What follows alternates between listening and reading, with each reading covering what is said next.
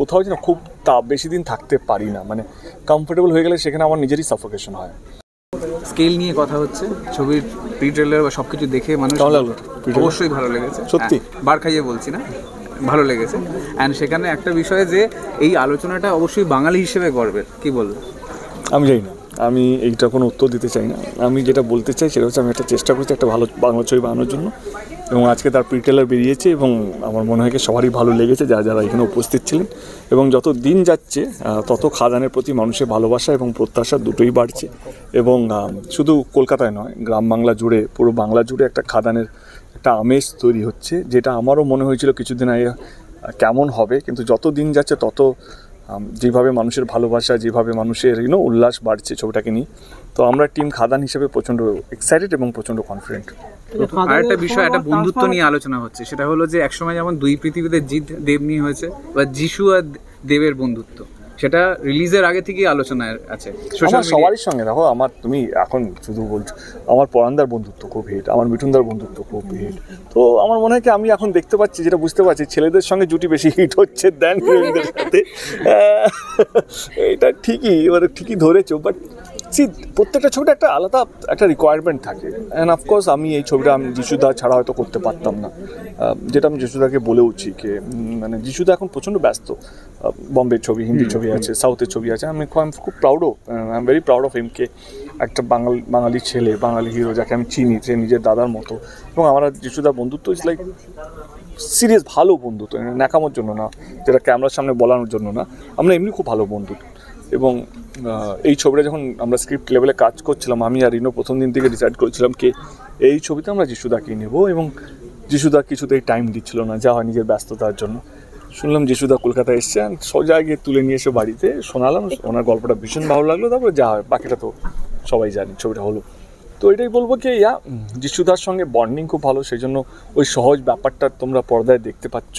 এবং ওই কোথাও মনে হচ্ছে না কি আমরা অ্যাক্টিং করছি, ওই মানে একটা ডেফিনেটলি একটা কেমিস্ট্রি খুব ইম্পর্টেন্ট। মানে বিহাইন্ড দ্য ক্যামেরা তোমাদের যদি বন্ধুত্ব যদি ভালো হয়, সেটা কিন্তু আমি বিশ্বাস করি সেটা রিফ্লেক্ট করে। দর্শকরা কেজিএফ, সালার এইসব ছবি দেখে এমনিতেই অ্যাকশন দেখে ফেলেছে, সেখানে বাংলা ছবি এই স্কেলে দেখে মানুষের মধ্যে সেই একসময় প্রশ্ন আসে যে এর সাথে পারবে কি ওর সাথে পারবে।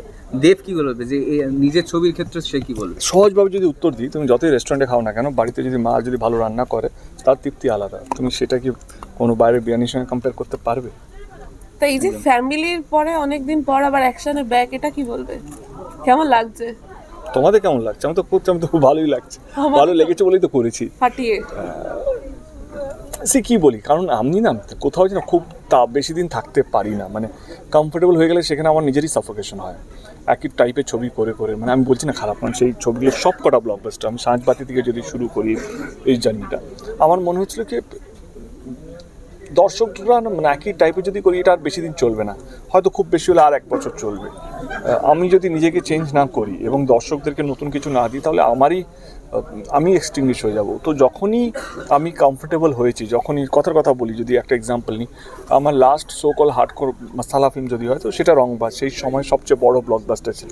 এখনও ও মধু গান বা সব জায়গায় চলে, বা কী করে তোকে বলবো, বা আরেকটা গান আছে, অনেক সবকটা গান হিট। এবং তারপরে আমি বুনোহাস, চাঁদের পার সাইন করি, কোথাও যেন মনে হচ্ছিল কি না আর না। তারপরে চ্যাম্প, ককপিট, কবির, তারপরে আমি শুরু করলাম সাঁঝবাতি দিয়ে একটা অন্য যাত্রা। মাঝখানে 2 বছর এমনি চলে গেল because of Covid and all. Last year প্রধান করার পর আমার মনে হয়েছিল কি নতুন কিছু করতে হবে। এবং খাদানটা আমরা 2-2.5 বছর ধরেই প্ল্যান করছিলাম, মানে লকডাউনের পর থেকে, কিন্তু বুঝতে পারছিলাম না যে কোন সময় করব, কোন সময়টা নিয়ে আসবো, কি করব খাদানটাকে নিয়ে।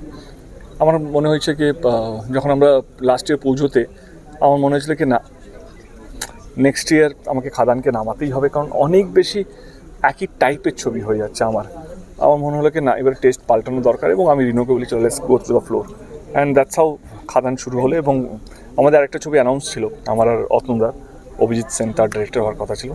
অতনুদাকে ফোন করি, আমরা বসি, অতনুদাকে বললাম কি দেখো আমাকে ছেড়ে দাও এই ক্রিসমাসটা, কারণ আমি না এটা করতে চাই। এবং অতনুদা 1 সেকেন্ডই হ্যাঁ বলে দিল, বললো কি না ঠিক আছে, তোমার যেটা ভালো লাগবে সেটাই তো তুমি করবে।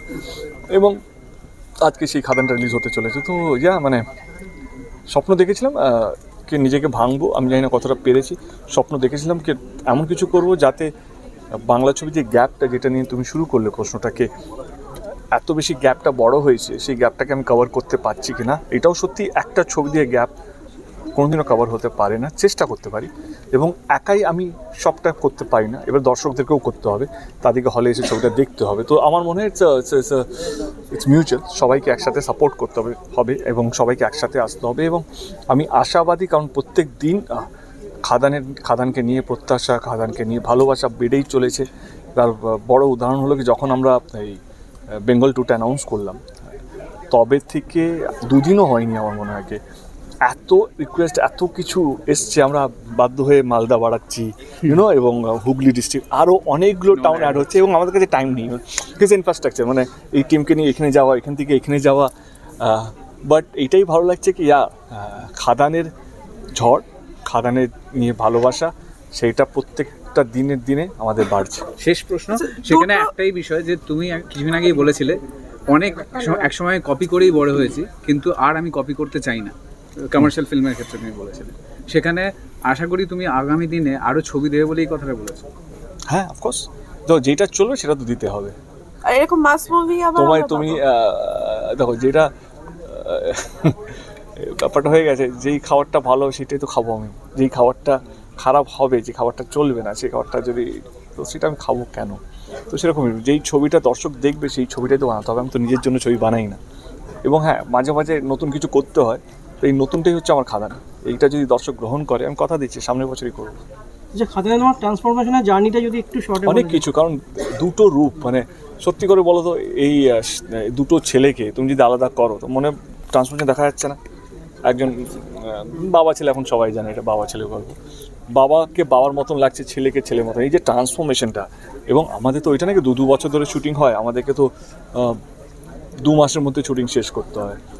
তো সেই জায়গা থেকে অফকোর্স আমার তার লুক, তার কস্টিউম, তার হাঁটা চলা, তার ভাষা, সেই অ্যাকসেন্ট, তার ডান্স, দুটো আলাদা ডান্স হবে, কীভাবে দুজন নাচবে, কীভাবে দুজন তাদের দুজনই লাভ ইন্টারেস্ট আছে, তারা কীভাবে তাদের পার্টনারের সঙ্গে কথা বলবে। তো আমার মনে হয়েছিল কি এটা পুরোটাই আমি অন্তত ভেবেছিলাম কি এটাকে কীভাবে আলাদা করব, এবং চেষ্টা করেছি। এবং দর্শক যখন আস্তে আস্তে ছবিটা দেখবে, বা প্রিটেলেরও অনেকটা বোঝা যাচ্ছে, এবং বাপ ছেলেকে এবারে অনেক বেশি দেখানো গেছে, ছেলের অ্যাটিটিউড, ছেলের অ্যাপ্রোচ, বাবারটা তো প্রথম টিজারে ছিলই। তো আমার মনে হয় দর্শকও বুঝতে পারছে পরিশ্রমটাকে, না এটা ঘুম থেকে উঠে গিয়ে শুটিং করা নয়, এটা তার পিছনে অনেক পরিশ্রম গেছে। ভাষা, অ্যাকশন দুটোই যদি বলি, সেখানে কেমন কী ভাবেছিস, মানে এই যে শব্দগুলো বলেছে, সেখানে ভাষাগুলোও তোমায় রক্ত করতে হয়েছে, আর অ্যাকশন দমদার, কতটা এনজয় করেছো, নিজে কতটা এনজয় করেছো? আই টেল ইউ, এই ছবিটা না, আমি একটা জিনিসও এটা যাতে না মনে হয় ছবিটা দেখার সময় কে ইস এটা কেন করলো দেব, অ্যাকসেন্ট, ভাষা, অ্যাকশন,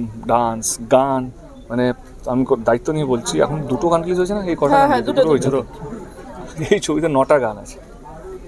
তোমার ফেভারিট কোনটা? সব কটা, তবু একটা, সব কটা। আমার পরেরটাও ফেভারিট, যেটা খুব তাড়াতাড়ি আসবে, সেটাও আমার খুব প্রিয়। তো সব কটাই আমার ফেভারিট। তো এই ছবিতে শুধু ভালো লোকেশন নয়, ভালো গল্প, ভালো গান, ভালো অ্যাকশন, সব কিছুই ভালো, এবং আরও ভালো হবে যখন দর্শক ভালোভাবে হলে আসবে ছবিটা দেখবে। Thank you so much.